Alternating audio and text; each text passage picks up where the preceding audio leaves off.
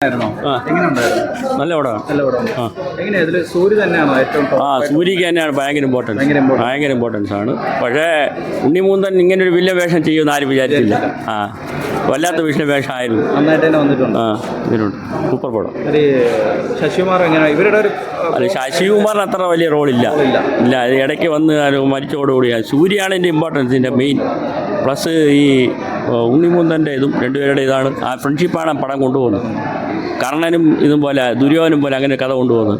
ഒരു സാധാരണ ഒരു ജൂനിയർ ആർട്ടിസ്റ്റ് അല്ലെങ്കിൽ കോമഡി അതാണ് ഭയങ്കര വ്യത്യാസമുണ്ട്. സൂര്യക്ക് ഭയങ്കര ഇമ്പോർട്ടൻസ് ഉണ്ട്. ഭയങ്കരമായിട്ട് ആക്ട് ചെയ്തിരിക്കുകയാണ്.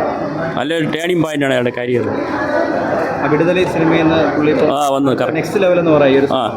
നല്ല പടം. മേക്കിംഗ് ഒക്കെ എങ്ങനെയുണ്ട്? മേക്കിംഗ് അതാണ് തമിഴ് പടത്തിൻ്റെ ആ ഒരു മറ്റേ നാടൻ ഒരു ഗ്രാമത്തിൽ വെച്ച് എടുത്തിരിക്കുന്ന സിനിമയാണ്. നല്ല സൂപ്പറായിട്ട് എടുത്തിട്ടുണ്ട് പടം. മറ്റേ ഇയാളുടെ ഇവിടെ ധനുഷിൻ്റെ ഒരു പടം വന്നിരിക്കുകയാണ്.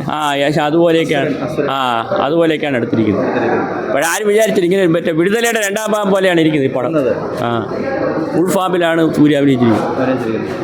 ഇതിലെ മികച്ച പെർഫോമർ എന്ന് പറയുമ്പോൾ സൂര്യ തന്നെയാണ്. പടത്തിൻ്റെ പെർഫോമൻസ് സൂര്യ തന്നെയാണ്. പക്ഷേ വില്ലൻ ഈ ആരും വിചാരിക്കാതെ ഇങ്ങനെ നമ്മുടെ ഉണ്ണിമൂന്തൻ വന്നതുകൊണ്ട് അതും കൂടെ എടുത്തു പറയേണ്ടതാണ്. അന്യഭാഷാ ചിത്രങ്ങളിൽ നമ്മുടെ മലയാള നടന്മാരെ വില്ലന്മാരാക്കി മാത്രമാണോ മാറ്റിക്കൊണ്ടിരിക്കുന്നത്? അങ്ങനെ ഒരു തോന്നലുണ്ട്? അങ്ങനെ തോന്നുന്നില്ല. പക്ഷേ ഇതിൽ ഉണ്ണിമൂന്തൻ നമ്മൾ വിചാരിക്കുക അതൊരു ഡിഫറൻസിന് വേണ്ടി അങ്ങനെ എടുത്തിരിക്കുന്നതാണ് തോന്നുന്നത്. പുള്ളിയുടെ റോള് പുള്ളി നന്നായിട്ട് ചെയ്തിട്ടുണ്ട്. നല്ലൊരു സിനിമ കണ്ടിറങ്ങിയ നല്ല സിനിമ. ആള് കുറവാണ് ഇവിടെ. എങ്ങനെ ഇനി ഇത് കാണാൻ അത് ആർക്കും അറിഞ്ഞുകൂടായിരുന്നു. ഞാൻ മലയാള പടം എന്ന് പറഞ്ഞാൽ ആദ്യം വന്നു, പിന്നീട് അകത്ത് വന്നപ്പോഴും തമിഴ് പടമായിരുന്നു. നന്നായിട്ടുണ്ട്.